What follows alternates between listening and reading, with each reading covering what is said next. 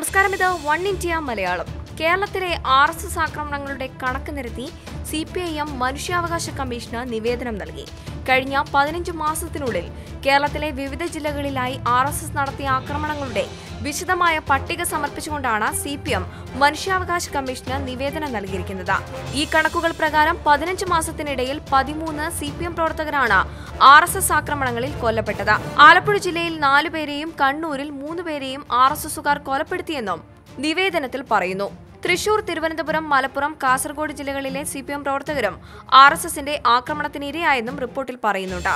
232 CPM പ്രവർത്തകർക്കാണ് RSS ആക്രമണത്തിൽ പരിക്കേറ്റിട്ടുള്ളത്. ഇതിൽ 118 പേർ കണ്ണൂരിൽ നിന്നാണെന്നും നിവേദനത്തിൽ വ്യക്തമാക്കുന്നു. കോട്ടയത്ത് 19 പേർക്ക് പരിക്കേറ്റതായും നിവേദനത്തിലുണ്ട്.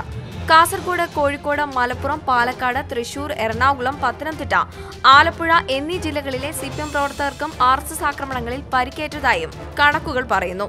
രാഷ്ട്രീയ സംഘർഷം നിലനിന്നിരുന്ന തിരുവനന്തപുരം ജില്ലയിൽ 6 പേർക്കാണ് ഇത്തരത്തിൽ പരിക്കേറ്റത്.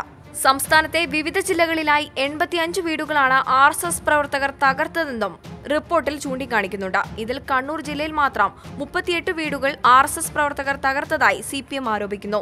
തിരുവനന്തപുരത്ത് 11 വീടുകളും RSS ആക്രമിച്ചുവെന്നാണ് CPMന്റെ വാദം. 23 വാഹനങ്ങൾ RSS 15 മാസത്തിനിടെ സംസ്ഥാനത്ത് തകർത്തുവെന്നും CPM നൽകിയിരിക്കുന്ന പട്ടികയിൽ പറയുന്നു. സംസ്ഥാനത്ത് 76 പാർട്ടി ഓഫീസുകൾ RSS അടിച്ചു തകർത്തതായും റിപ്പോർട്ടിലുണ്ട്. ഇതിൽ 22 എണ്ണം കണ്ണൂരും 17 പാർട്ടി ഓഫീസുകൾ കോഴിക്കോടാണെന്നുമാണ് നിവേദനത്തിൽ പറയുന്നത്. കണ്ണൂർ, പാലക്കാട്, തിരുവനന്തപുരം ജില്ലകളിലായി 3 ആംബുലൻസിന് നേരെയും RSS ആക്രമണം നടത്തിയിട്ടുണ്ടെന്നും CPM ആരോപിക്കുന്നു. കണക്കുകളുടെ അടിസ്ഥാനത്തിൽ സംസ്ഥാനത്തെ RSS ആക്രമണത്തെക്കുറിച്ച് സമഗ്രമായ അന്വേഷണം വേണമെന്നാണ് CPM മനുഷ്യാവകാശ കമ്മീഷനോട് ആവശ്യപ്പെട്ടിരിക്കുന്നത്. എന്തായാലും നമ്മുടെ കേരളത്തിലെ രാഷ്ട്രീയ സംഘർഷങ്ങൾ എത്രത്തോളം കൂടിയിട്ടുണ്ടെന്ന് വ്യക്തമാക്കുന്നതാണ് ഈ കണക്കുകൾ. നിങ്ങൾക്കും അഭിപ്രായങ്ങൾ പങ്കുവയ്ക്കാവുന്നതാണ് കമന്റ് ബോക്സിൽ. കൂടുതൽ വാർത്തകൾക്കായി സബ്സ്ക്രൈബ് ചെയ്യുക വൺ ഇന്ത്യ മലയാളം.